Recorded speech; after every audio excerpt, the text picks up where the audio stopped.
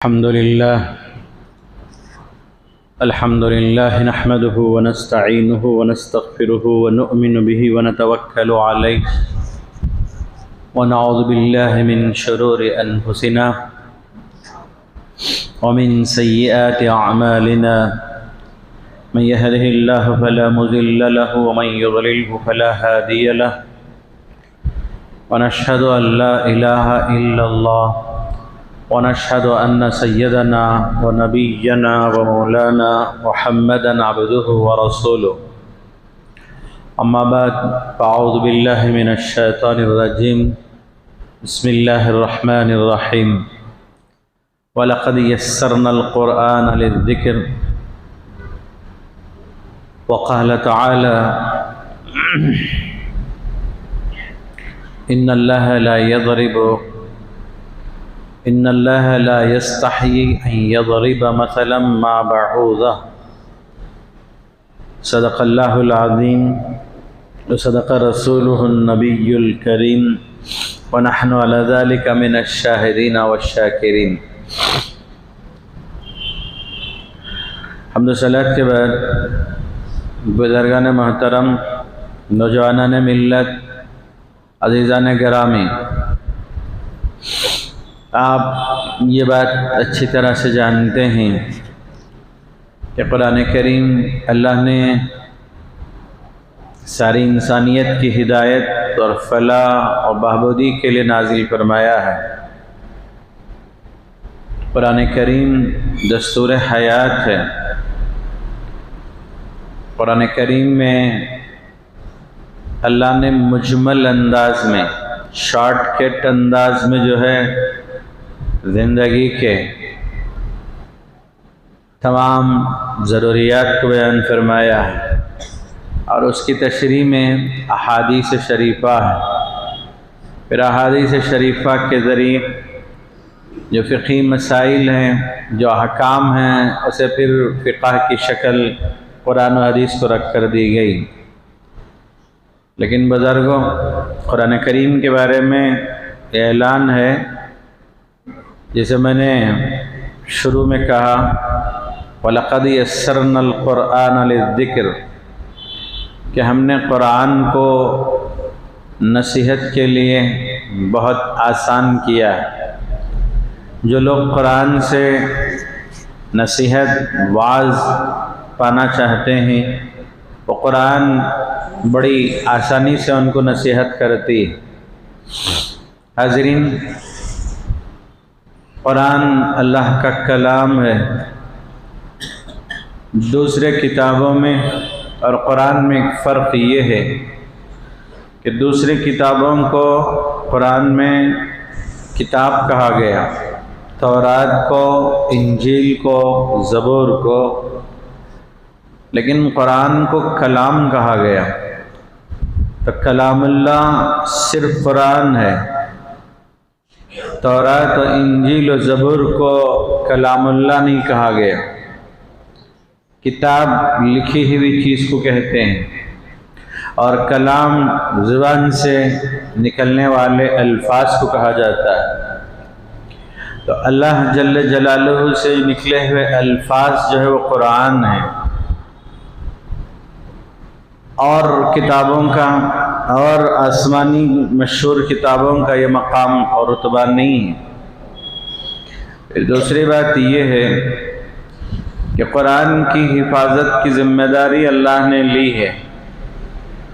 دوسری کتابوں کی حفاظت کی ذمہ داری کا اللہ نے وعدہ نہیں فرمایا. اِنَّا نَحْنُ نَزَّلْنَا الذِّكْرَ وَإِنَّا لَهُ لَحَافِظُونَ، ہم نے قرآن کو اتارا ہے اور ہم ہی اس کی حفاظت کریں گے. اس کی حفاظت کے لیے حافظوں کی ضرورت پڑے گی. قیامت تک اللہ دنیا میں حافظوں کو رکھیں گے. حافظ بنانے کے لیے مدرسوں کی ضرورت پڑے گی. قیامت تک مدرسے رہیں گے. مدرسوں کو چلانے کے لیے اسلامی حکومتیں نہ ہوں، ہندوستان کی طرح کی حکومتیں ہوں، تو عوامی چندے سے مدرسے چلیں گے، اور اس کے لیے عوام کا ذہن چندہ دینے کے لیے تیار رہے گا. اور قرآن کے الفاظ کی حفاظت کافی نہیں ہے، اس کے معنی و مطالب و تفسیر و تشریح کی حفاظت کی ضرورت ہے، تبھی قرآن کی حفاظت ہوگی۔ معنی اور مطلب سمجھانے اور بتانے اور اس کی حفاظت کے لیے علماء دین، علماء امت، مفسرین رہیں گے، اللہ ان کو بھی تیار کرتا رہے گا۔ حاضرین، قرآن کریم نے کئی انداز اپنائے سمجھانے کے لیے کہ کسی طرح سے بندہ اللہ سے قریب ہو جائے، اللہ سے نزدیک ہو جائے، اللہ کے کلام کو سمجھ کر، دین کو سمجھ کر، اسلام کو سمجھ کر اس پر عمل کرنے والا بن جائے۔ جیسے ایک باپ مختلف طریقوں سے ہر موقع پر باپ اولاد کی خیرخواہی کرتا ہے، سب سے زیادہ دنیا میں انسان کے خیرخواہ وہ ماں باپ ہیں اس کے۔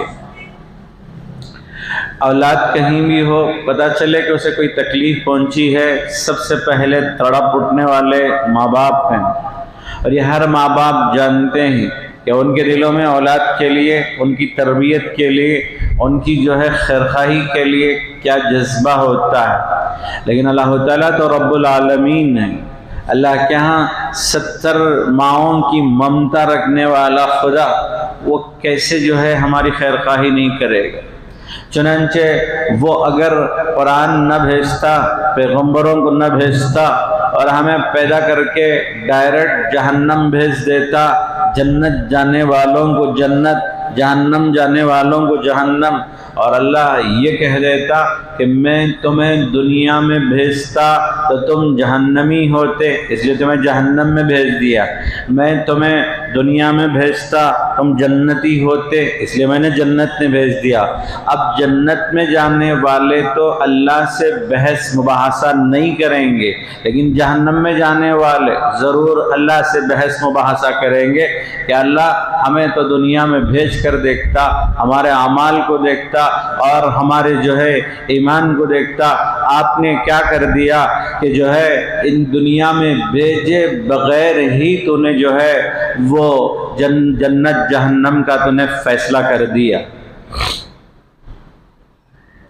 اللہ کا احسان ہے کہ اللہ جل جلالہ نے دنیا میں بھیجا، قرآن بھی دی، نبی بھی دیا، نبی کو بھی بھیجا، اور پھر جو ہے عمل کے موقع بھی دیے، پھر بعد میں اللہ کے ہاں پرسش ہوگی، پکڑ ہوگی۔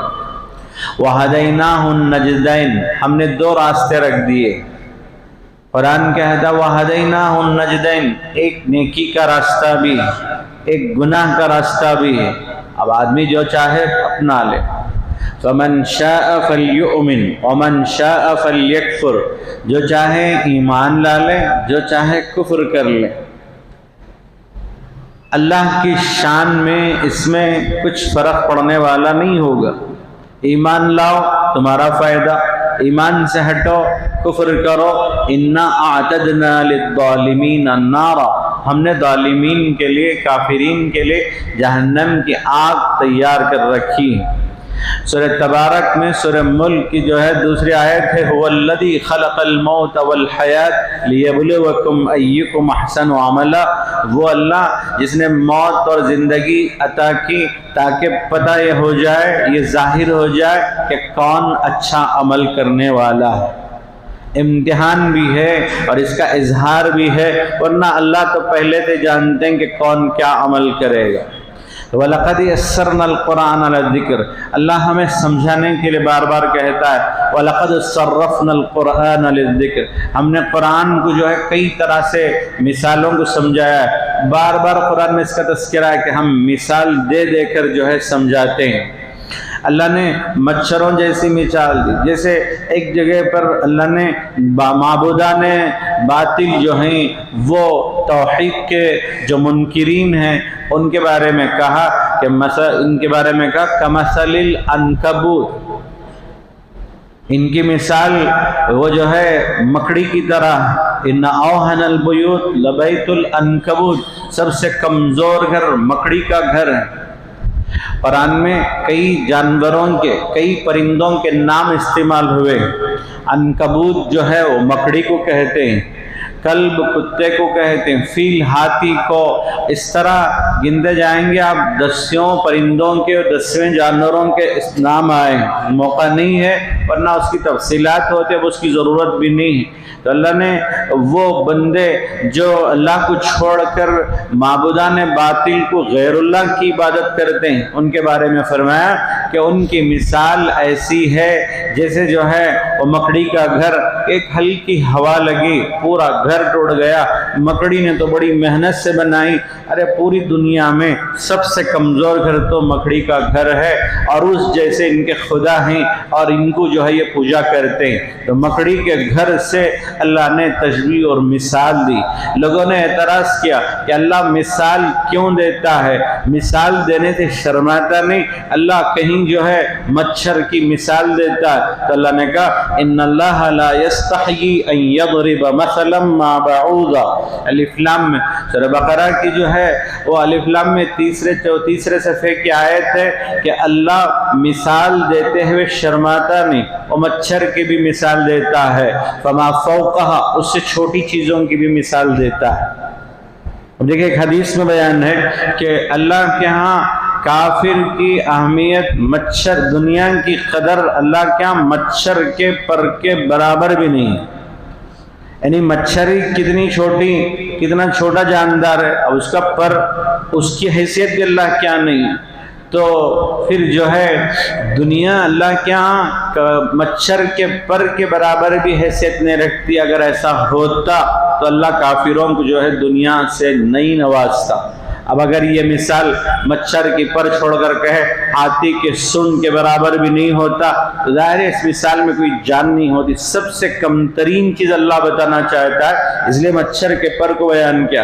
تو اللہ نے کہا مچھر مکھی یا اس سے کم چیزوں کو بیان کرتے ہوئے اللہ شرماتا نہیں۔ لیکن مثالوں سے ہوتا کیا ہے؟ فَأَمَّا الَّذِينَ آمَنُوا فَيَعْلَمُونَ أَنَّهُ الْحَقُّ مِنْ رَبِّهِمْ، جو لوگ جو ہے اہل ایمان ہے وہ سمجھتے ہیں کہ مثال اللہ کے اپنے رب کی طرف سے ہے، اور اس پر ایمان لاتے ہیں۔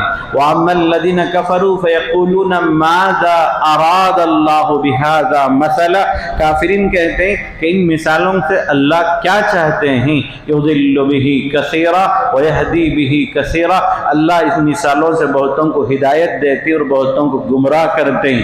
جو ان مثالوں کے بارے میں اللہ کی طرف سے بیان کردہ مثال سمجھتے ہیں، اس پر ایمان رکھتے ہیں، اس پر نصیحت پاتے ہیں، وہ جو ہے وہ ہدایت یافتہ لوگ ہیں۔ اور جو لوگ ان مثالوں کو انکار کر کے ان کو بے حیثیت سمجھ کر بے ضرورت سمجھتے ہیں وہ گمراہ ہونے والے ہیں۔ اور ہدایت کا حال یہ ہے جیسے عربی خطبہ میں حدیث میں بار بار ہم پڑھتے ہیں من یہدہ اللہ فلا مضل لہ، جسے اللہ ہدایت دے دے اسے کوئی گمراہ نہیں کر سکتا ہے، ومن یضللہ فلا ہادی لہ، اور جسے اللہ گمراہ کر دے اسے کوئی ہدایت نہیں دے سکتا ہے۔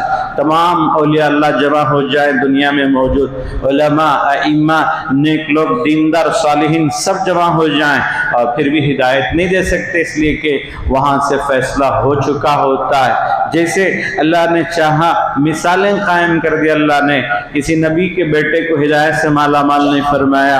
کنعان حضرت نوح کا بیٹا ہے لیکن کہا اللہ نے کہ ہدایت ہمارے طرف سے ہوتی ہے، وہ ہدایت یافتہ لوگوں میں سے نہیں ہے، آپ ان کی فکر چھوڑ دیجئے۔ باپ کے سامنے پانی میں ڈوبا اور بیٹا ہلاک ہوا۔ حضرت نوح علیہ السلام، حضرت لوط علیہ السلام، ان دونوں پیغمبروں کی بیویاں ایمان نہیں لائی، اور پھر جو ہے جن لوگوں پر عذاب آیا نہیں ماننے والی منکر قوموں پر، حضرت ابراہیم اور لوط کی بیوی بھی جو ہے ان میں ہلاک ہوئی چونکہ وہ انکار کرنے والی تھی۔ اور ہمارے اور آپ کے چچا، اچھا حضرت ابراہیم کے باپ آزر ایمان میں نہیں آئے، اور اسی طرح اللہ کے رسول کی جو ہے کفالت کرنے والے، نگرانی کرنے والے چچا حضور علیہ السلام پیدا ہوئے اس سے 3-4 مہینہ پہلے باپ کا انتقال ہو چکا تھا۔ پیدا ہوئے تو یتیم ہوئے، 5-6 سال کی عمر میں ماں کا انتقال ہوا، پھر بڑے بڑھ کر جو اس کے بعد دادا کی کفالت میں گئے عبد المطلب کے 8 سال کی عمر ہوگا، دادا کا بھی انتقال ہوا، پھر آپ جو ہے حضرت ابو طالب آپ کے چچا ابو طالب کی جو ہے وہ سرپرستی میں ان کی کفالت میں تھے، 50 سال کی عمر تھی اللہ کے رسول علیہ السلام کی، اس وقت ابو طالب کی وفات ہوئی اور نبوت کا 10ویں سال تھا اور اسی سال ابو طالب کا بھی انتقال ہوا، اور گھر میں آپ کو تسلی اور دلاسا دینے والی حضرت خدیجہ رضی اللہ عنہا کا بھی اسی سال وصال ہوا۔ تاریخ میں اور حدیثوں میں اس سال کو عام الحزن نام رکھا گیا۔ تو حاضرین، حضرت اللہ کے رسول علیہ السلام پر بے حد جو ہے مہربان اور بے حد سہارا بنے ہوئے ابو طالب کو ایمان نصیب نہیں ہوئی۔ اللہ کے رسول نے چاہا کہ انہیں ہدایت سے نوازیں، لیکن جو ہے آیت اتر گئی انک لا تہدی من احببت ولکن اللہ یہدی من یشاء۔ آپ جو ہے جسے چاہتے ہیں پیغمبر ہدایت نہیں دے سکتے، اللہ جسے چاہتا ہے اسے ہدایت دیتا ہے، اللہ نے نہیں چاہا اب ان کو ہدایت نہیں ملے گی، یہ اللہ کی طرف سے اعلان ہوگی۔ پھر حضور نے سوچا شاید میری استغفار سے، میری مغفرت چاہنے سے ان کا جو ہے ان کی معافی ہوگی، تو آیت اتر گئی جو لوگ کافر ہیں آپ ان کی مغفرت بھی نہیں مانگ سکتے، مغفرت تو مومنین کی مانگی جاتی ہے، اللہ کو ماننے والوں کے لیے معافی مانگی جاتی ہے، جو لوگ اللہ کے منکرین ہیں ان کے لیے مانگی نہیں جاتی۔ آپ نے نماز جنازہ ایک منافق کی جانتے ہوئے آپ نے اس لیے پڑھائی شاید میری وجہ سے، میری نماز جنازہ کی وجہ سے اس کی مغفرت ہو جائے۔ حضرت عمر روکتے رہے، آیت اتری وَلَا تُصَلِّ عَلَىٰ أَحَدٍ مِّنْهُمْ مَاتَ أَبَدًا وَلَا تَقُمْ عَلَىٰ قَبْرِهِ۔ پیغمبر منافقین میں سے جن کا انتقال ہو جائے آپ ان کی نماز جنازہ مت پڑھائیے، ان کی قبروں پر جا کر ان کے لیے دعائیں مت کیجیے، یہ آیت اتر گئی۔ پھر آپ نے سوچا چلو ان کے لیے مغفرت کی دعائیں کریں، کم از کم اس کی مغفرت ہو جائے۔ اللہ نے کہا ان تستغفر لهم 70 مرة فلن يغفر الله لهم۔ پیغمبر آپ 70 مرتبہ بھی استغفار کریں تب بھی اللہ ان کی مغفرت نہیں کرے گا۔ اللہ کے رسول رحمت للعالمین تھے، آپ فرماتے ہیں کہ اگر مجھے پتہ چل جائے کہ 70 سے زیادہ مرتبہ استغفار کرنے پر کسی منافق کی مغفرت ہو سکتی ہے تب بھی میں مغفرت کر لیتا، لیکن اللہ نے یہاں یہ جو کہا کہ 70 مرتبہ بھی آپ مانگیں تب بھی مغفرت نہیں ہوگی، اس کا یہ مطلب نہیں کہ 70 مرتبہ سے زیادہ مانگو، اس کا مطلب یہ کہ آپ کتنی بھی بار مانگ لیں لیکن جو ہے ان کی مغفرت ہونے والے نہیں ہیں۔ حاضرین، قرآن کریم مختلف انداز سے سمجھاتا ہے کہ کسی طرح بندے مومن اللہ سے قریب ہو جائے۔ پورے قرآن میں جو اصل مضامین ہیں وہ 3 ہی مضامین ہیں، 3 ہی مضامین ہیں، 3 ہی مضمون ہیں۔ ایک توحید کا مضمون ہے، ایک آخرت کا مضمون ہے اور ایک جو ہے رسالت کا۔ توحید اللہ کو ایک ماننا، رسالت نبی کو رسول ماننا اور پھر آخرت، بس یہ 3 ہی مضمون اصل ہیں قرآن میں۔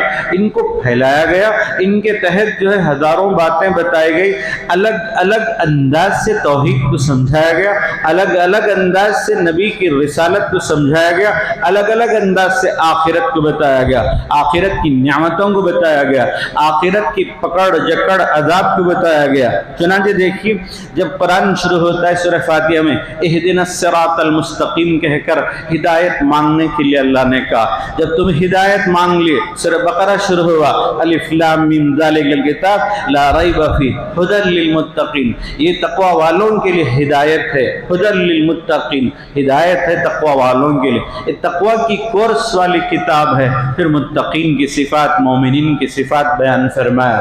پھر اس کے بعد جو ہے کافرین کا تذکرہ ہوا، جب منافقین کا تذکرہ ہوا تو 13 آیتوں میں مثالوں سے واضح کر کے لمبا ان کا تذکرہ ہوا۔ شروع میں مومنین کا تذکرہ، پھر کافرین کا تذکرہ، پھر منافقین کا تذکرہ، یہ 2 رکوع میں ہوا، اور ان تذکروں میں سب سے تفصیلی تذکرہ منافقین کا ہوا، کیونکہ منافقین سے بچنا مشکل ہے۔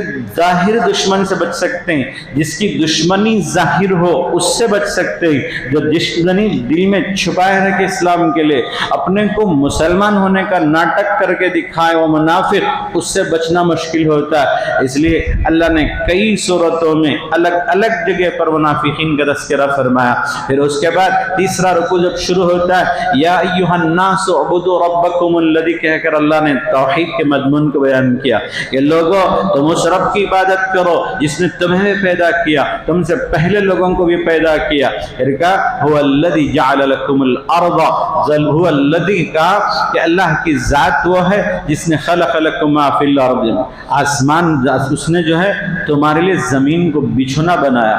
जअल लकुमुल अर्ज़ फ़िराशा, कहा कि ज़मीन बिछौना बनाया, तुम बैठते हो, उठते हो, सोते हो। और वस्समाअ बिना, आसमान को छत बनाया। वअंज़ल मिनस्समाइ माअ, आसमान से बारिश उतारी और उसमें तुम्हें रिस्क दिया, उससे फल फूल निकालते हो, अनाज निकालते हो। अब ये सब अल्लाह की नियामतें, फला तजअलू लिल्लाह, अब अल्लाह के साथ अंदाज़ा किसी को शरीक मत ठहराओ, वो तन्हा है। व अंतुम तालमून, तुम जानते हो।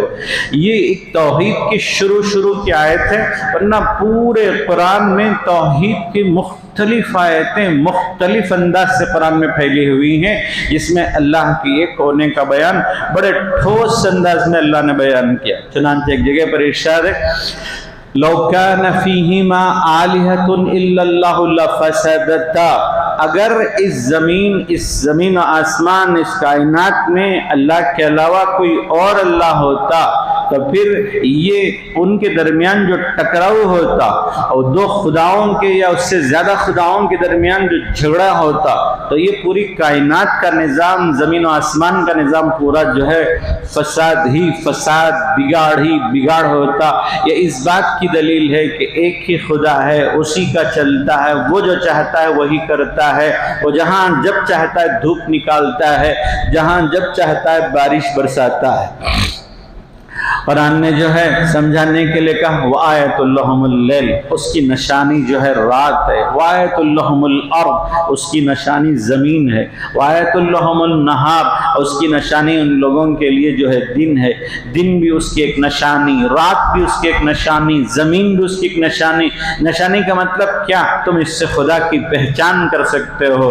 दिन खुदा के अलावा कोई बना नहीं सकता है, रात खुदा के अलावा कोई बना नहीं सकता है, ज़मीन आसमान खुदा के अलावा कोई नहीं बना सकता है। हुवल्लज़ी जअल लकुमुल अर्ज़ ज़लूला, वो खुदा जिसने ज़मीन को तुम्हारे ताबी बना दिया, तुम जहाँ चाहते हो खोद कर पानी निकाल लेते हो, जहाँ चाहते हो खोद कर पिल्लर उतार कर अपना मकान बना लेते हो और कहीं खेती फसल फल फूल उगाते हो। ये ताबे कर दिया अल्लाह। अगर वो अल्लाह तुम्हारे लिए पूरी ज़मीन को पथरीली पहाड़ बना देता, तुम हरगिज़ इससे पानी नहीं पा सकते, अपने फसलों को नहीं पिका सकते, अनाज नहीं पिका सकते, तुम्हारे लिए बड़ा मुश्किल हो जाता। अल्लाह ने तुम्हारे साथ एहसान का मामला किया। जगह जगह पर अल्लाह ने तौहीद पे मुख्तलिफ मज़ामीन को बयान फरमाया और कुल हुवल्लाहु अहद ने भी तौहीद के मज़मून को बयान किया। कुल हुवल्लाहु अहद, पैगंबर कह दीजिए अल्लाह एक है, वो अल्लाह एक है।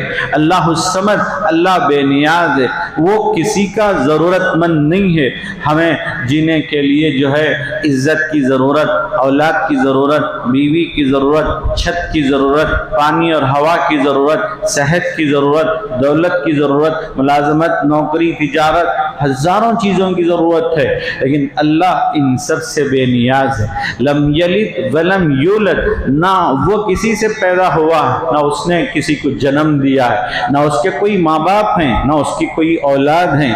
वो तो इससे जो है इन सब चीज़ों से पाक है। सुबहान अल्लाह, बार बार कुरान में अल्लाह तमाम ऐबों से पाक है।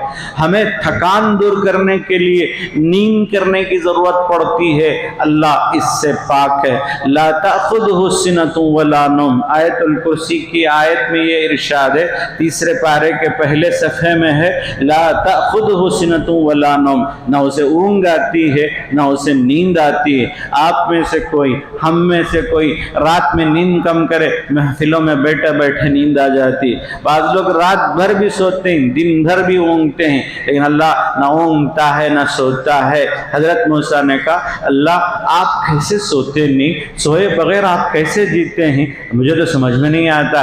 मूसा से अल्लाह ने कहा, मूसा एक काम करो, एक प्याला पानी लो और उसे पकड़ कर बैठ जाओ, पूरी रात बैठो। पूरी रात बैठे रहे, बड़ी मुश्किल से जो है हिलते हिलते वो मिट्टी का प्याला बचा। फिर दिन भर सोए नहीं, दूसरी रात कहा पकड़े बैठो, पकड़े रहे, हलता रहा पानी, वो नींद की झटके लगते रहे, पानी थोड़ा थोड़ा गिरता रहा, और तीसरी रात वो जो है पानी का वो बर्तन, वो मिट्टी का प्याला गिरा और चूर-चूर हो गया। अल्लाह ने कहा, मूसा तुमने देख लिया, अगर जो है हम भी सो जाते, पूरी दुनिया के कायनात का निज़ाम ऐसे ही टूट जाता। हम जागते रहते हैं, हमें नींद नहीं आती, हम सोते नहीं, इंसानों की तरह हम कमज़ोर नहीं कि सोकर जो है सेहत और ताकत बनाएं। अल्लाह को हमेशा से एक ही ताकत है, वो तो अज़ल से है, अबद तक रहेगा, शुरू से है, आखिर तक रहेगा। जैसे एक से पहले कोई गिनती नहीं है, गिनती एक से शुरू होती है, वैसे अल्लाह से कायनात का निज़ाम बना। और अल्लाह कब से है, अज़ल से है, हमेशा से है, हमेशा रहेगा, वो उसकी ज़ात है। लेकिन हम कमज़ोर बंदे हैं, हमें नींद भी आती, ऊँघ भी आती, बीमारियाँ आती है। हमें अल्लाह के दरबार में जाने के लिए वक्त की ज़रूरत नहीं, हर वक्त वो हमारी सुनने तैयार है। ना उसके ऑफिस का वक्त है, ना उसके घर बीवी बच्चों के पास जाने की ज़रूरत है। इन सब चीज़ों से अल्लाह पाक है, जब चाहे मांगो, जब चाहे फरियाद करो, वो सुनता है। और ने से समझाया, अम्मन युजीबुल मुज़्तर्रा इज़ा दआ व यक्शिफुस्सू, ज़रा बताओ तो सही, मजबूर बेकरार, जब मजबूर और बेकरार जब पुकारता है तो उसको कौन सुनता है? उसे तो अल्लाह सुनता है। आदमी को जो है कोई जालिम जुल्म कर देता है, घर में कोई सदमा हो जाता है, कोई चीज़ जल जाती है, खो जाती है और ज़बरदस्त सदमा पहुंचता है, या कहीं बुरी तरह फंस जाता है, बेकरार बंदा बड़ी बेकरार दिल को लेकर अल्लाह से फरियाद करता है, तो वो कहता है कि अम्मन युजीबुल मुज़्तर्रा, ये तो बताओ कि मुज़्तर बेकरार और बेचैन को जो है कौन जवाब देता है? इज़ा दआ व यक्शिफुस्सू, सिर्फ सुनता नहीं, वो हटाता भी है वो सदमा, वो बुराई। आप घर में जो है गोद में कभी बीवी, कभी बच्चा, कभी माँ बाप गुजरते हैं, धीरे धीरे धीरे धीरे वो ख्याल हटते जाता है, चंद दिनों में फिर इंसान नॉर्मल हो जाता है। कभी बर वक्त अल्लाह की मदद आते हुए आपने जो है देखी होगी। अल्लाह जो है हर चीज़ पर कुदरत रखता है, कुरान में इसका बार बार तज़किरा, इन्नल्लाह अला कुल्लि शैइन क़दीर। अल्लाह ने कुरान में जो कमज़ोर हैं उनका सपोर्ट किया, कहा कि यतीमों का ख्याल रखो। तुम अगर फसल काट रहे हो, कोई कमज़ोर गरीब लोग आ जाए, वआतु हक़्क़हु यौम हसादी, सूरह निसा क्या है, वआतु हक़्क़हु यौम हसादी, ये जो फसल काटने का हक है, तुम फलियां निकाल रहे हो, आम काट रहे हो, गन्ने काट रहे हो, अगर कुछ गरीब लोग आकर इधर उधर देखते खड़े, थोड़ा उनको भी दे देना। ऐसा नहीं कि वो देखते रहे, तुम सारा माल लौट करके भेज दो, नहीं, फसल का भी हक होता है, उनका ख्याल करो। यतीमों के बारे में कहा, उनका माल मत खाओ, जो खाता है वो अपने पेट में, इन्नमा याकुलूना फी बुतूनिहिम नारा, यतीम के माल खाने वाले वो अपने पेट में आग भर रहे। क्यों?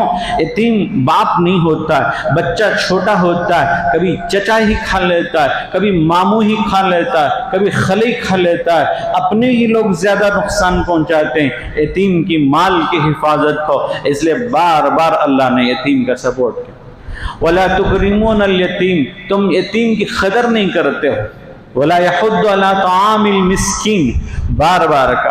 और जहन्नमियों को जब जहन्नम में पूछा जाएगा क्या हुआ, तुम कैसे चले गए, कहेंगे कि लम नकु मिनल मुसल्लिन, हम नमाजी भी नहीं थे, वलम नकु नुतइमुल मिस्कीन, हम मिस्किनों को खाना भी नहीं खिलाते थे, हम गरीब फ़कीरों को खिलाते भी नहीं थे। बार बार अल्लाह ने ज़रूरतमंदों को ख्याल करने का। बाज़ मालदार समझते हैं माल तो हमारा है, हमारी मेहनत है, हमारी कमाई है, हमारी चालाकी। देखिए, अगर किसी के जहन में बात है कि उसकी चालाकी से उसे माल मिला है और उसके जो है रुसूख से उसे माल मिला है, तो वो कारून वाली सोच है। قارون نے کہا تھا کہ میری معلومات کی بنا پر مجھے مال ملا ہے، قرآن میں اس کا تذکرہ ہے۔ یہ قارون والی سوچ ہے۔ سورہ یاسین میں اس کا تذکرہ ہے۔ یاسین میں ہے کہ جب کہا گیا کہ اللہ کے غریب بندوں کی تم ضرورتیں پوری کرو تو کافرین کہنے لگے ارے بھائی جسے خدا نے خود دینا نہیں چاہا ہم اسے کیوں دیں؟ انطعم من لو یشاء اللہ نطعما، جسے خود اللہ کھلانا نہیں چاہتا اللہ ہی غریب بنا کے رکھ دیا ہم کیوں کھلائیں؟ ایک کافروں والی باتیں آج مسلمان بھی کرتے ہیں۔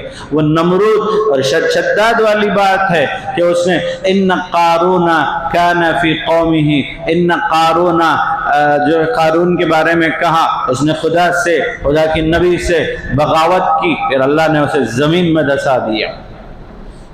کہا کہ میری جو ہے معلومات کی بنا پر میں نے مال کمایا ہے، اگر کوئی رب کے فضل کی طرف اپنی صلاحیت کو منسوب نہیں کرتا ہے پھر اس کے اوپر جو ہے وہ ناشکری کی بات صادق آتی ہے، اور ناشکری بعض اوقات انسان کو کفر تک لے جا کے چھوڑ جاتی ہے۔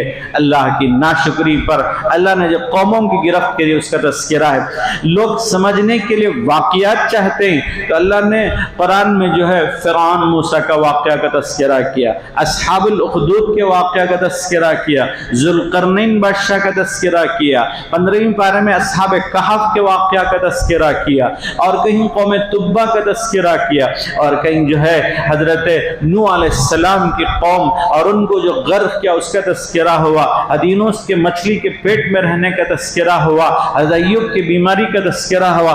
قرآن واقعات سے بھی لوگوں کو سمجھاتا ہے، مقصد واقعات بتانا نہیں ہے، وہاں سے آپ کو نصیحت دلانا ہے اور عبرت دلانا ہے اور آپ کو اللہ کی طرف قریب کرنا ہے، اللہ کے پاس موجودہ چیزوں پر ایمان اور یقین پیدا ہو، اپنی بے بسی کا بندہ اقرار کرے، گناہوں سے بچے، بے کسی کا اقرار کرے، اللہ کو پاورفل، قدرت والا، طاقت والا، واللہ علی کل شیء قدیر کو مانے اور دل میں اس کا پورا یقین ہو۔ اس لیے اللہ کبھی مثالوں سے، کبھی واقعات سے، کبھی جنت کی نعمتوں سے طرح سے سمجھاتے ہیں۔ کہا وَلَكُمْ فِيهَا مَا تَشْتَهِي أَنفُسُكُمْ وَلَكُمْ فِيهَا مَا تَدَّعُونَ، جنت میں تمہیں تمہارا نفس جو کچھ چاہتا ہے وہ سب کچھ ملے گا، وَلَكُمْ فِيهَا مَا تَدَّعُونَ، اور وہاں جو کچھ تمہیں اللہ نے وعدہ کیا نبیوں کی زبانی وہ سب تمہیں ملے گا۔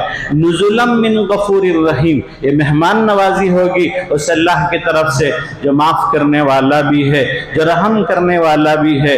دنیا میں دعا سکھائی گئی، نبی نے دعا کی ربنا وآتنا ما وعدتنا علی رسلک ولا تخزنا یوم القیامہ، اللہ ہمیں وہ سب کچھ دے دے جو تو نے اپنے نبی کے طرف نبی پر وعدہ کیا ہے، نبی کے ذریعے جن چیزوں کا تو نے اللہ وعدہ کیا وہ سب ہمیں عطا فرما، ولا تخزنا یوم القیامہ، اور آخرت میں ہمیں رسوا مت فرما، انک لا تخلف المیعاد، اللہ آپ تو وعدہ خلافی نہیں کرتے۔